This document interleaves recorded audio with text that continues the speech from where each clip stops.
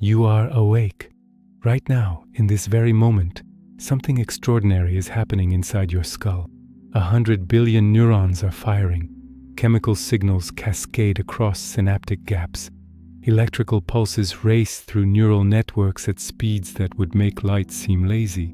But none of that is what makes you, you. Something else is happening. Something scientists still cannot fully explain.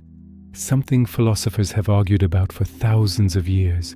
Something so fundamental to your existence that you cannot imagine being without it, yet so mysterious that no one can tell you exactly what it is. You are experiencing consciousness, and this is its story, the awakening. Consciousness is the universe looking at itself.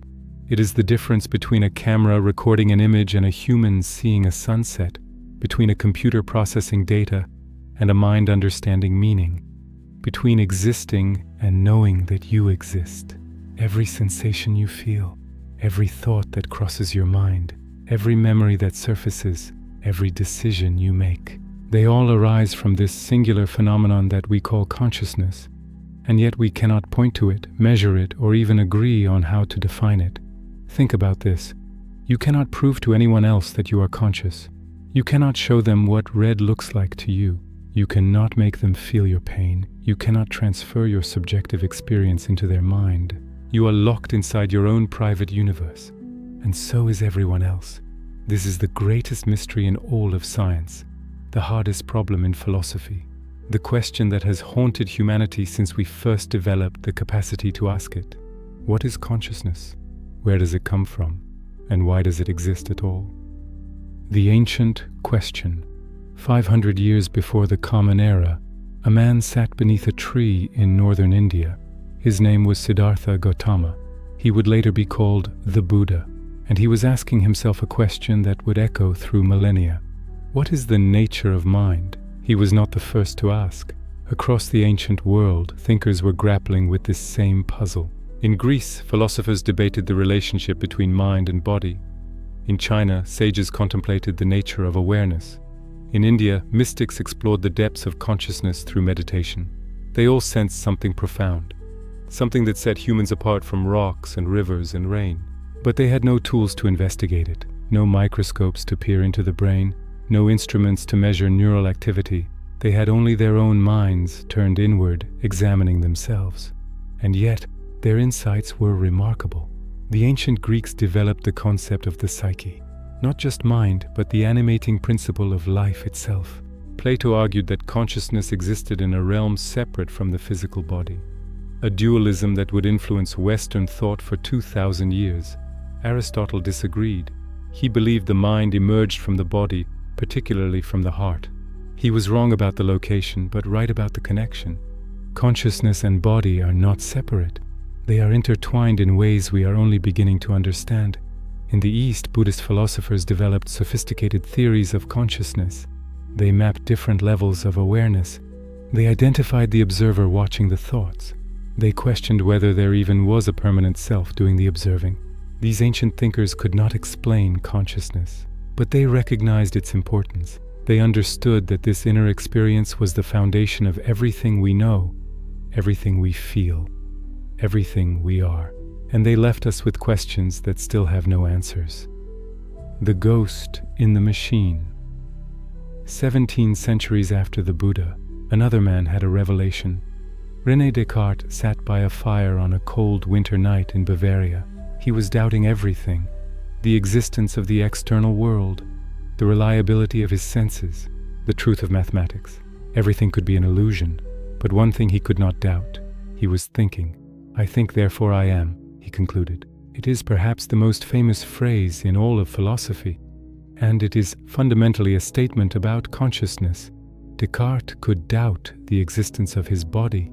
He could question the reality of the world around him, but he could not doubt the existence of his own conscious experience. The very act of doubting proved that something was doing the doubting.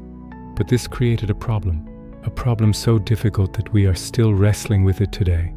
If consciousness is real, if the mind truly exists, then what is it made of? Descartes believed the answer was nothing, literally nothing. The mind, he argued, was made of a completely different substance than the physical world. It was non-material, non-physical. It existed in a separate realm entirely. This became known as dualism. The belief that reality consists of two fundamentally different types of substance, matter and mind. It was an elegant solution, but it raised a devastating question. If mind and matter are completely different, how do they interact? How does a non-physical thought cause your physical hand to move? How does physical damage to your brain alter your non-physical consciousness? How does the material brain give rise to immaterial awareness? Descartes suggested the pineal gland as the point of interaction, a tiny structure in the center of the brain where the soul touched the body. He was wrong, but the question remained. It remains to this day. The emergence. Fast forward 3 centuries. A British naturalist returns from a voyage around the world. He has collected thousands of specimens. He has observed patterns. He has seen variations. And he is about to change everything we understand about life, including consciousness. Charles Darwin publishes On the Origin of Species in 1859. The book does not focus on consciousness, but its implications are profound. If all life evolved through natural selection, then consciousness must have evolved too. This was revolutionary. Consciousness was no longer a gift from the gods or a mysterious substance separate from nature. It was a product of biology, an adaptation shaped by millions of years of evolution. But why would evolution create consciousness? What survival advantage does subjective experience provide? A bacterium responds to its environment. It moves toward nutrients. It avoids toxins. It survives and reproduces. But presumably a bacterium is not conscious. It has no inner experience. It is a biological machine responding mechanically to stimuli. So when did consciousness appear? Did it emerge suddenly in some ancient ancestor? Was there a first animal that opened its eyes and truly saw the world, not just detected it? Or did it evolve gradually, existing in simpler forms before reaching the complex awareness we experience today? Consider pain. Pain is conscious. It hurts. There is something it feels like to be in pain. A rock does not feel pain. A plant probably does not feel pain. But a mammal certainly does. This is not just detection of damage. That could be accomplished without consciousness. A robot can detect when it is damaged and respond accordingly. But it does not suffer. It does not experience anything. Pain consciousness serves a purpose. It motivates behavior. It creates urgency. It ensures that we avoid danger and seek relief. Natural selection favored animals that felt pain over those that merely detected it. The same logic applies to pleasure, fear, desire, and all other conscious experiences. They are not just information processing. They are motivation generators. They give us reasons to act. But this still does not explain the deepest mystery. Why is consciousness experienced at all? Why is there something it feels like to be you? The hard problem. 1994. A philosopher named David Chalmers presents a paper at a conference in Tucson, Arizona. He makes a distinction that will become famous. He separates the study of consciousness into 2 problems: the easy problems and the hard problem. The easy problems are not actually easy. They are merely tractable. They include questions like, how do we process information? How do we integrate sensory data? How do we control our behavior? How does the brain distinguish between self and other? These are difficult questions. They require sophisticated neuroscience. But they are the kind of questions science is built to answer. They involve observable behavior, measurable brain activity, and testable hypotheses. The hard problem is different. The hard problem is explaining why any of this should give rise to conscious experience. You can explain how the visual cortex processes light. You can map the neural pathways from the eye to the brain. You can describe the firing patterns of neurons in exquisite detail. But none of that explains why seeing red feels the way it does. Why is there a subjective quality to the experience? Why is there something it is like to see red rather than just the unconscious processing of wavelengths? This is the explanatory gap, the seemingly unbridgeable divide between objective physical processes and subjective conscious experience. Some philosophers believe this gap is real, that consciousness is fundamentally different from physical processes, that no amount of neuroscience will ever explain the subjective quality of experience. Others believe the gap is an illusion, that consciousness will eventually be explained in terms of brain function once we understand the brain well enough. The debate continues, and while it rages in philosophy departments, neuroscientists are making discoveries that may reshape our entire understanding of consciousness. The neural correlates scan a living human brain. Functional magnetic resonance imaging shows blood flow. Regions that are active require more oxygen, more energy. The machine detects this. It creates images of thought itself. Not the content of thought, not the subjective experience, but the physical substrate, the neural correlates of consciousness. Scientists have discovered specific patterns of brain activity associated with different states of awareness. When you see a face, certain neurons in the fusiform gyrus activate. When you make a decision, activity spikes in the prefrontal cortex. When you feel emotion, the limbic system lights up. But correlation is not explanation. Yes, consciousness is associated with brain activity. But why does brain activity produce consciousness at all? A computer also has patterns of electrical activity. Why is the brain conscious, but the computer is not, or is the computer conscious? Some researchers believe consciousness arises from specific types of information processing. Integrated information theory, proposed by Giulio Tononi, suggests that consciousness is proportional to the amount of integrated information in a system. A thermostat has minimal integrated information. It measures temperature and responds accordingly. Its information is not integrated. It is simple cause and effect. The human brain has enormous integrated information. Every part connects to every other part. Information flows in complex patterns. Feedback loops create cascading effects. The whole is vastly more than the sum of its parts. According to this theory, this integration is consciousness. The more integrated the information, the more conscious the system. If true, this has profound implications. It suggests consciousness is not unique to biological brains. Any system with sufficiently integrated information would be conscious to some degree. Your smartphone might have a tiny amount of consciousness. A supercomputer might have more. An artificially intelligent system might eventually reach human levels. Other theories focus on different aspects. Global workspace theory suggests consciousness arises when information is broadcast widely across the brain. Predictive processing models propose that consciousness is the brain's model of its own processes. No theory has achieved consensus. No explanation has solved the hard problem. But the discoveries continue. And with each new finding, we inch closer to understanding the most mysterious phenomenon in the universe. The altered states. Consciousness is not constant. Every night you lose it, not completely, but substantially. You enter sleep, and the rich, vivid awareness of waking life fades.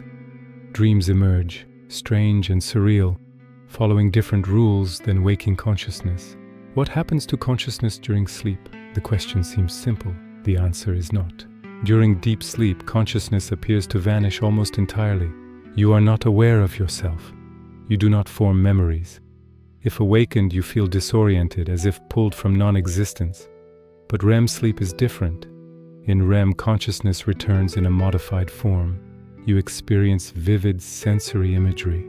You have thoughts and emotions, but you lack self-awareness. You do not realize you are dreaming.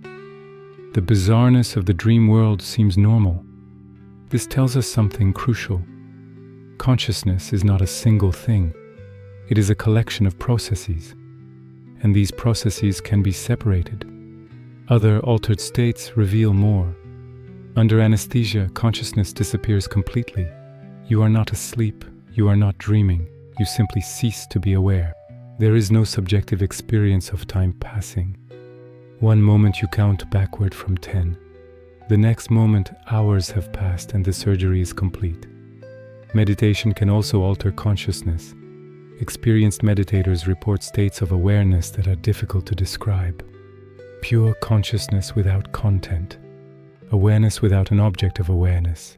The sense of self dissolving into a broader field of experience. Psychedelic substances produce even more dramatic changes. Under the influence of psilocybin or LSD, the boundaries between self and world become fluid. Colors become sounds.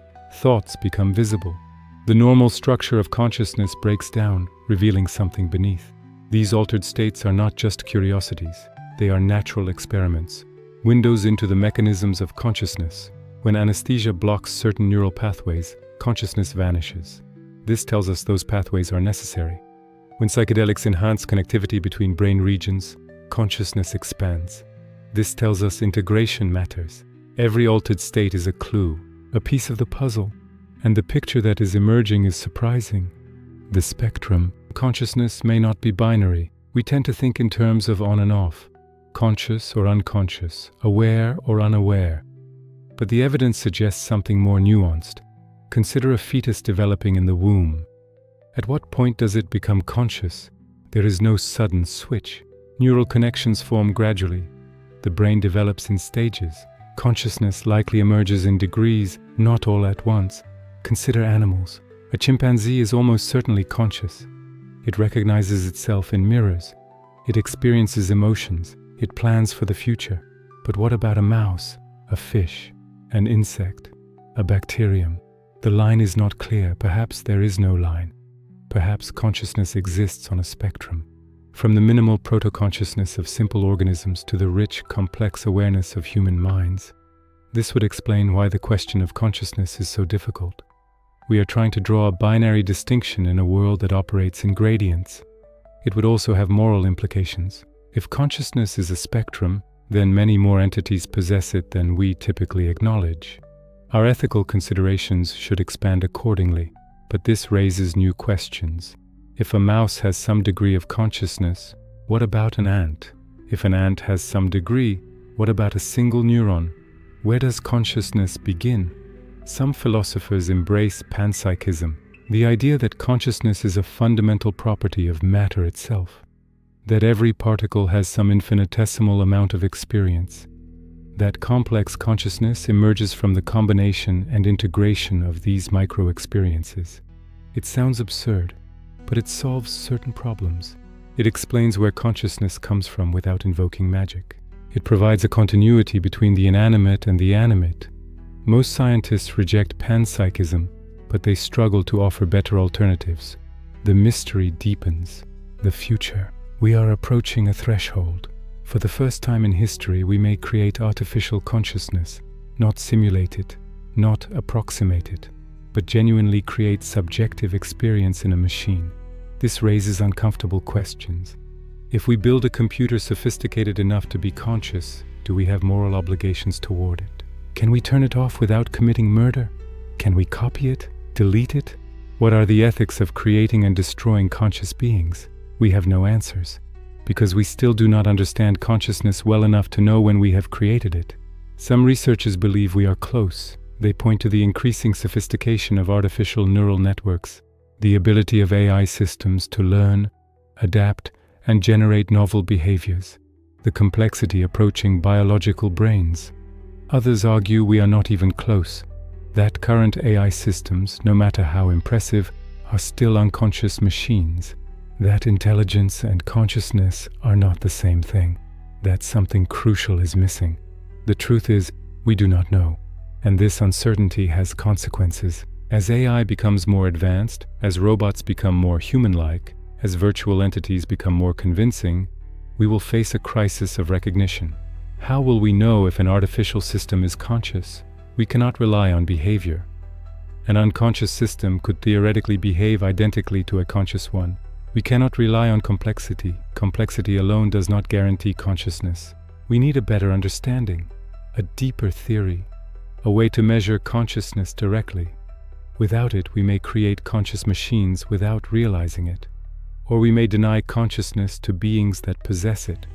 The same uncertainty applies to enhancement. Technologies are emerging that could alter human consciousness. Neural implants, genetic modifications, nootropic drugs, brain-computer interfaces.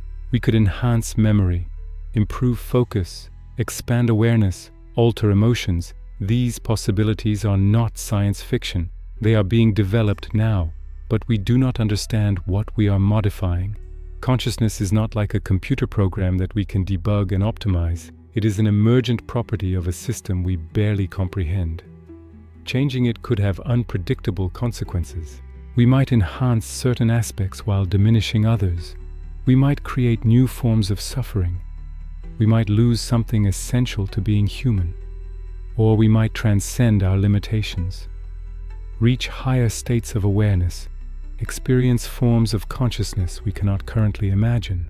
The future of consciousness is uncertain, but it is arriving faster than we are prepared for. The reflection. Here we stand at the edge of understanding. Thousands of years after the Buddha sat beneath his tree, we have learned much. We know consciousness arises from the brain. We can map its neural correlates. We can alter it with chemicals and electricity. We understand its evolutionary origins, but we still do not know what it is.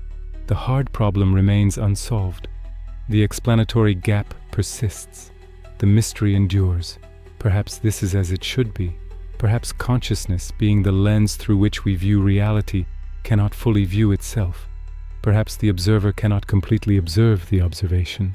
Or perhaps we are simply not asking the right questions. Consider this. We assume consciousness is something special, something that needs explanation. But what if existence itself is inherently experiential? What if the universe does not contain consciousness, but rather is conscious? This is not mysticism. It is a serious philosophical position. If consciousness is fundamental rather than derivative, then the question changes. We do not ask how consciousness emerges from matter. We ask how matter emerges from consciousness. Such a reversal would transform our worldview. It would mean that mind is not produced by brain. Rather, brain is what mind looks like from the outside. Consciousness is not an epiphenomenon, it is the ground of being. Most scientists reject this view, but they cannot disprove it. And in the absence of a complete theory, all possibilities remain open. What we do know is this: consciousness is precious. It is the source of all value, all meaning, all experience. Without it, the universe would be a vast, cold machine, matter in motion, following laws, but signifying nothing. Consciousness is what makes life worth living. It is what we protect when we defend human rights. It is what we cherish when we love. It is what we fear losing when we contemplate death. Understanding it better will not diminish its value. It will enhance it. By uncovering the mechanisms of consciousness, we gain the power to protect it, enhance it, and perhaps eventually transcend it. The question, the story of consciousness is far from over. It may be just beginning. As neuroscience advances, as technology evolves, as philosophy refines its questions, we move closer to answers, or perhaps closer to better questions. Each generation inherits this mystery. Each generation adds its own insights. The ancient philosophers with their introspection, the early scientists with their instruments, the modern researchers with their theories. You are part of this story. Your consciousness, reading these words, understanding these concepts, is the very phenomenon we are trying to explain. You are the universe becoming aware of itself. Billions of years of evolution culminated in the moment of your awareness. Atoms arranged in just the right way to ask, "What am I?" This is consciousness. This is the greatest mystery. This is what it means to be aware. And here is the question that remains. If we finally solve the hard problem, if we fully understand consciousness, if we can create it and enhance it and measure it and control it, will we understand ourselves any better? Or will we simply discover that the mystery has depths we never imagined? The answer awaits. The exploration continues. Consciousness evolves, and so do we.